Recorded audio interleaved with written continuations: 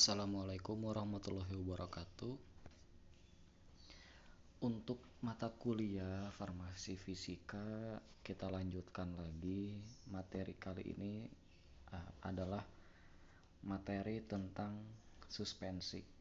Mungkin kalian sudah mengetahui atau sudah pernah membuat suspensi sekalipun di beberapa praktikum farmasetika. Nah, tapi sebetulnya suspensi ini mungkin sudah biasa kita lihat, biasa kita gunakan dalam kehidupan sehari-hari. Contohnya seperti apa? Nah, sedian-sedian ini merupakan salah satu contoh dari suspensi. Kita lihat gambar pertama di sini ada sirup, lalu ada kopi, dan juga ada susu. Perhatikan gambar di bawah ini, manakah yang termasuk ke dalam suspensi? Nah, sirup, kita lihat sirup ini apakah termasuk suspensi? Kopi ini apakah termasuk suspensi? Atau susu ini termasuk suspensi? Nah, sebelum kita bisa menjawabnya, kita harus tahu dulu apa itu yang dimaksud dengan suspensi. Nah, suspensi ini adalah suatu dispersi kasar atau campuran kasar di mana partikel zat padat yang tidak larut dan dia terdispersi, tercampur dalam suatu medium cair. Berbeda dengan larutan ya, seperti viskositas reologi kemarin saat kita analogikan bagaimana air bisa melarutkan gula sehingga menimbulkan kekentalan, atau air ditambah bisa melarutkan garam sehingga kekentalan cairannya bisa naik. Nah, kalau pada suspensi ini ada partikel-partikel zat padat yang bila dicampurkan ke dalam air dia tidak bisa melarut. Nah, dalam suspensi ini terdiri dari dua fase yang tidak saling bercampur. Nah, intinya kalau dia tidak bercampur, tidak homogen, dia adalah suspensi apabila zat yang tidak larutnya adalah zat padat. Yaitu ada fase terdispersi berupa zat padat dan juga fase pendispersi atau pelarutnya. Contohnya di sini kita bisa air. Kita lihat ada larutan di gambar yang sebelah kiri. Nah, larutan ini kalau kita campurkan dengan sediaan atau zat-zat yang mudah larut dalam pelarut tersebut, contohnya saja gula dengan air. Saat kita melarutkan gula di dalam air, itu bisa larut secara sempurna. Ada juga koloid, dan juga ini ada suspensi. Nah, kedua bahan ini partikel zat padatnya dia tidak terlarut sehingga bisa dikatakan dia itu suspensi, di mana fase zat padatnya terdispersi pada pelarutnya. Nah, ini kalian bisa lihat beberapa contoh sediaan farmasi yang berupa suspensi. Di antaranya ada yang untuk oral, okular, otik, parenteral, rektal, bahkan dan juga topikal. Contohnya kalau oral ini ada suspensi kloramfenikol, ada rifampicin dan lain sebagainya. Ini mungkin sudah kalian sering lihat di mana ini berupa kandungan antibiotik. Ada yang okular, ini untuk okular ini contohnya suspensi hidrokortison astat. Ada untuk penggunaan otik ya, ini contohnya suspensi hidrokortison. Ada yang penggunaannya secara parenteral, langsung dimasukkan ke melalui injeksi. Ini ada suspensi penisilin G. Nah, ini memasukkannya secara intramuskular, jadi diinjeksikan atau disuntikan ke dalam otot. Lalu ada yang rektal, ini lewat dubur. Contohnya ini suspensi paranitrosulfatiazol. Nah, ini ada juga untuk penggunaan topikal, contohnya Caladin Losio.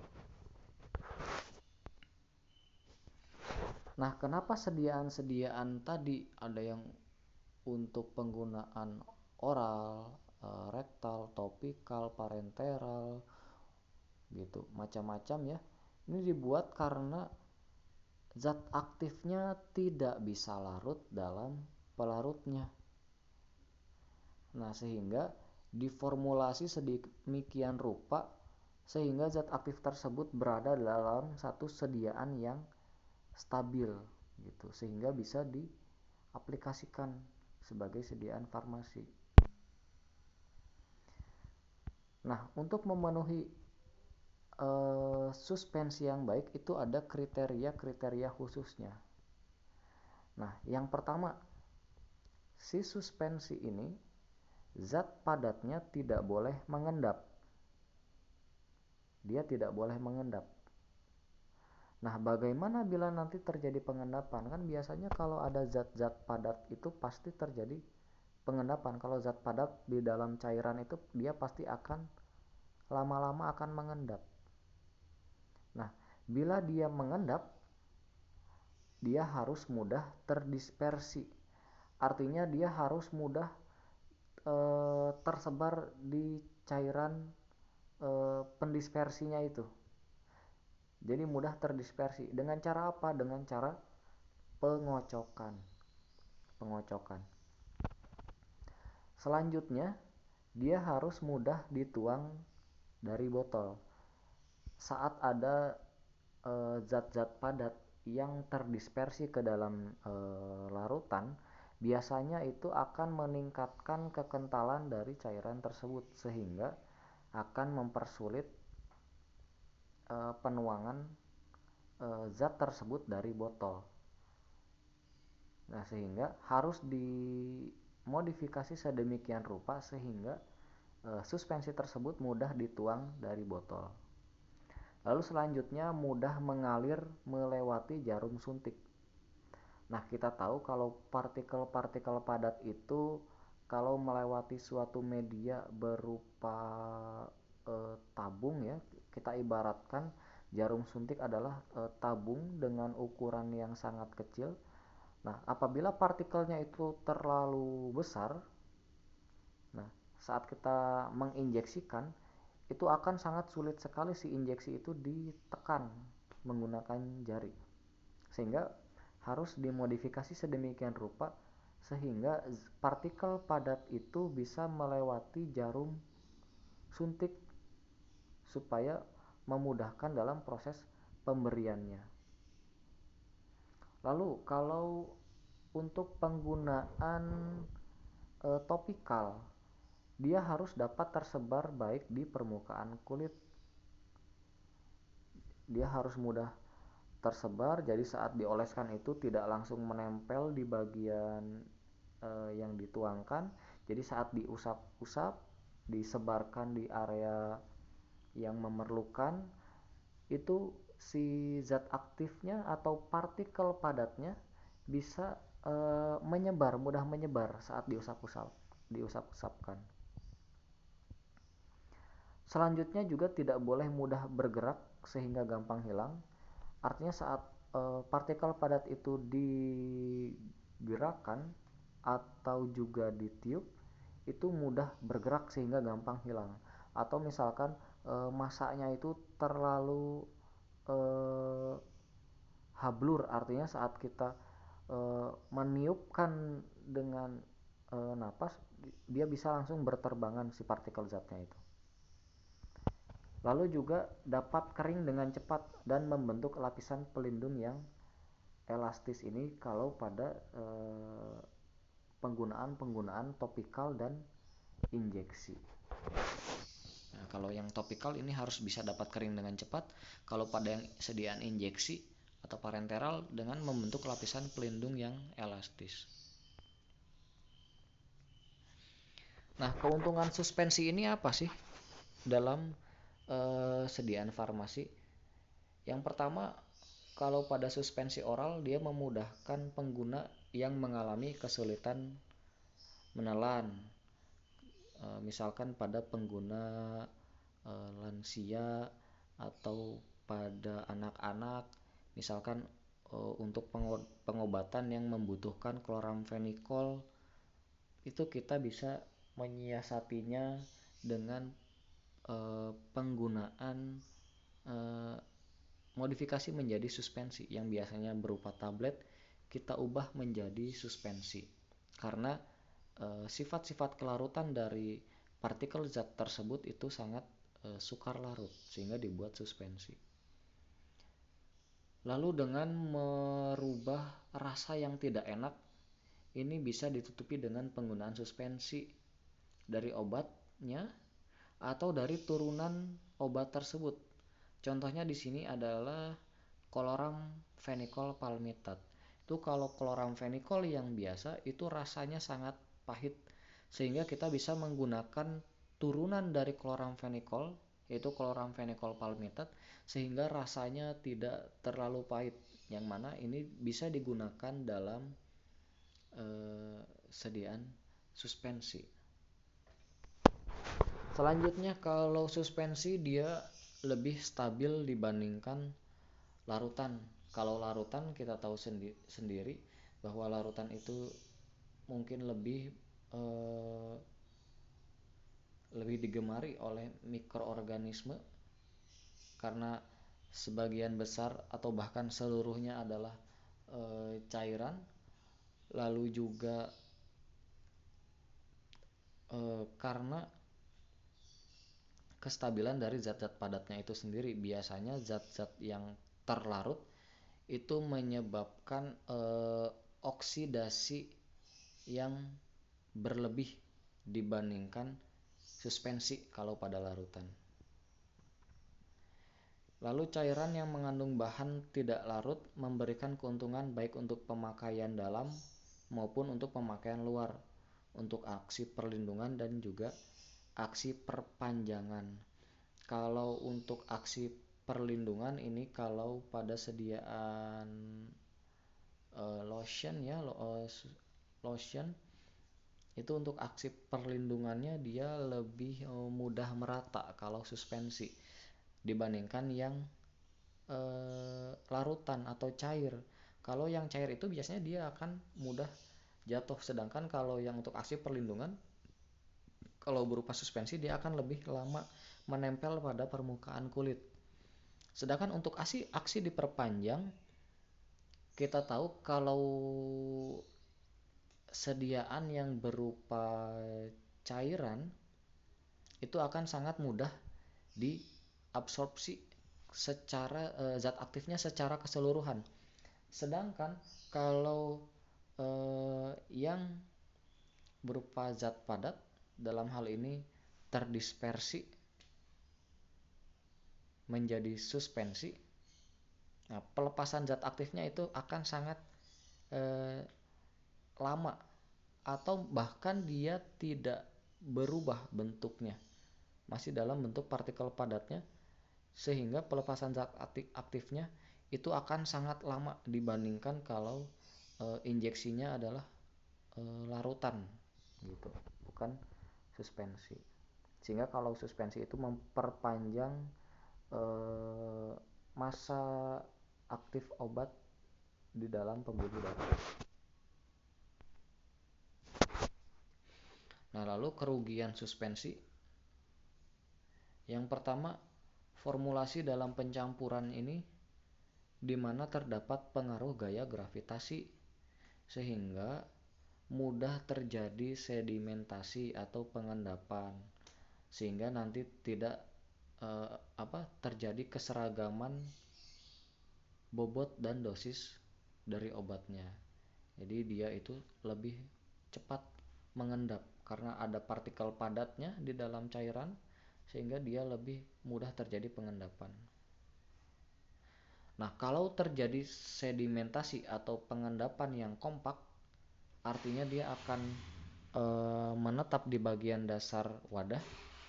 Ini akan sulit didispersikan, akan sulit dikocok kembali. ke dalam pelarutnya sehingga tidak bisa terdispersi lagi. Nah, biasanya kalau misalkan suspensinya ini produknya cair, secara relatif masanya akan lebih berat. Karena kita tahu kalau cairan itu massa jenisnya biasanya lebih ringan dibandingkan zat padat. Tetapi apabila dia bentuknya suspensi, kita bandingkan bobotnya dengan massa larutan, itu bobotnya akan berbeda.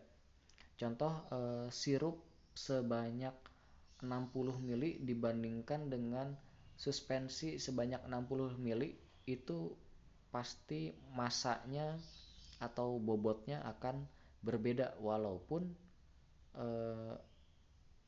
volume larutannya itu sama. Nah, itu yang membedakan adalah karena ada partikel-partikel zat padatnya pada suspensi. Nah, tipe-tipe suspensi ini ada dua, ada deflokulasi, ada flokulasi. Perbedaannya apa saja kalau deflokulasi dan flokulasi? Kita lihat pertama dari partikelnya. Kalau yang deflokulasi, partikel zat padatnya berada dalam wujud yang terpisah atau ukurannya sangat kecil, sangat halus. Sedangkan yang flokulasi, partikelnya membentuk agregat bebas. Ukurannya itu lebih besar sehingga dia bisa berada di bagian mana saja bebas. Sedangkan kalau yang ukurannya kecil itu biasanya sering kita lihat di suspensi-suspensi untuk anak-anak ya. Untuk obat yang anak-anak biasanya warnanya itu cenderung keruh, larutannya itu keruh. Lalu untuk laju pengendapannya, kalau yang deflokulasi itu lambat karena partikel mengendap terpisah dan ukuran partikelnya kecil. Sedangkan kalau yang flokulasi, dia laju pengendapannya tinggi. Karena apa? Karena partikelnya mengendap sebagai flokulasi. Ya, endapan yang terbentuknya lambat untuk yang deflokulasi, sedangkan flokulasi karena partikelnya itu lebih besar, endapannya menjadi lebih cepat. Nah, biasanya kalau yang deflokulasi, endapannya ini biasanya menjadi sangat padat karena berat dan lapisan atas dari bahan endapan ini merupakan kesulitan jika mungkin didispersikan kembali. Gitu, akan sangat sulit kalau ingin didispersikan kembali. Sedangkan kalau yang tipe flokulasi, dia akan sangat mudah didispersikan kembali dengan cara pengocokan.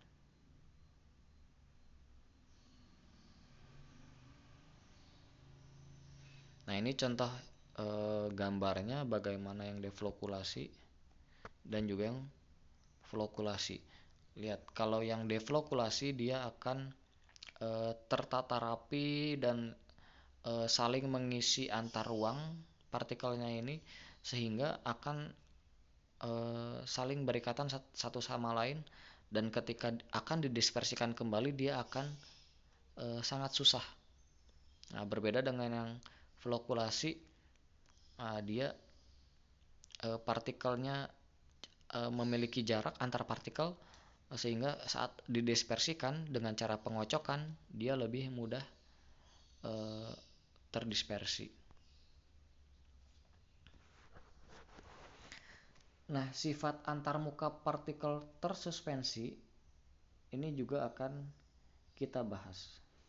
Nah, suspensi ini adalah suatu sistem yang secara antarmuka tidak stabil. Nah, kenapa demikian? Karena disebabkan besarnya luas permukaan partikel. Jadi ukuran partikel yang kecil itu luas permukaannya semakin besar. Ini menyebabkan meningkatkannya energi bebas permukaan sehingga kondisinya tidak stabil. Sehingga partikel yang kecil ini dia bisa dengan sangat mudah berada di bagian mana saja di dalam pendispersinya atau di dalam pelarutnya. Nah, bagaimana solusinya? Ya, untuk menjadi lebih stabil, partikel akan memilih untuk berkelompok sehingga memperkecil luas permukaan. Kalau partikel-partikel tadi sudah terjadi pengendapan, itu luas permukaannya akan menjadi kecil karena membentuk massa yang lebih besar sehingga memperkecil energi bebas permukaannya. Solusinya, kita dapat menambahkan surfaktan untuk memperkecil tegangan permukaan dan menurunkan energi bebas sehingga partikel-partikel yang kecil tadi saat mengendap itu tidak jarak antar partikelnya itu tidak terlalu dekat karena ditambahkan surfaktan. Energi bebasnya dan tegangan permukaannya itu diperkecil begitu sehingga ada jarak antar partikel-partikel tersebut sehingga saat kita mengocoknya suspensi tersebut mudah terdispersi. Nah, bagaimana pembasahan dari partikel-partikel padat tersebut? Nah, sedangkan dia ini tidak larut. Nah, bagaimana dia bisa basah? Nah, kita perhatikan titik A dan B ini. Titik A dan B ini terjadi pembasahan adesi di mana uap-uap dari larutan ini akan masuk ke dalam partikel-partikel padat yang masih saat akan dituangkan ke dalam pelarutnya. Jadi dia akan mulai terbasahi saat dia dijatuhkan ke dalam pelarut tetapi dia belum menyentuh si larutannya. Di mana partikel yang tadinya memiliki kontak dengan udara ini mulai terbasahi dan terjadi kontak dengan cairan. Dia mulai berada di permukaan cairan. Nah, ini yang gambar yang diarsir ini adalah permukaan cairan. Lalu setelah dia ada di permukaan cairan, terjadi proses pencelupan di mana dengan tekanan partikel-partikel yang tercelup ya, di mana partikel padat itu memiliki bobot, memiliki massa, dia akan tertarik secara gravitasi ke arah gravitasi ya, akan ke bawah. Sehingga nanti dia akan tercelup ke dari permukaan cairan ke dalam cairan tersebut sehingga tidak ada lagi kontak antar partikel dengan udara. Jadi yang bagian atas ini adalah bagian udara. Nah, dia akan tercelup sehingga tidak terjadi kontak dengan udara. Lalu terjadi proses pembasahan. Nah, ini adalah kondisi di mana dia sudah masuk di dalam cairan. Terjadi pembasahan secara sempurna sehingga cairan menyebar pada seluruh partikel. Jadi cairannya itu akan masuk ke dalam rongga-rongga partikel tersebut. Nah, kita tahu bahwa suatu partikel itu memiliki rongga-rongga sehingga rongga-rongga yang kosong itu yang hanya diisi dengan udara saat tercelup ke dalam pendispersi atau larutannya, rongga-rongga tersebut akan diisi oleh cairan dari pelarutnya. Oke, mungkin itu saja yang bisa saya sampaikan. Apabila ada yang ingin ditanyakan bisa langsung ditanyakan di grup nanti yang bisa kalian buat, atau juga bisa langsung WA secara pribadi. Oke, terima kasih atas perhatiannya. Mohon maaf bila ada kesalahan. Assalamualaikum warahmatullahi wabarakatuh.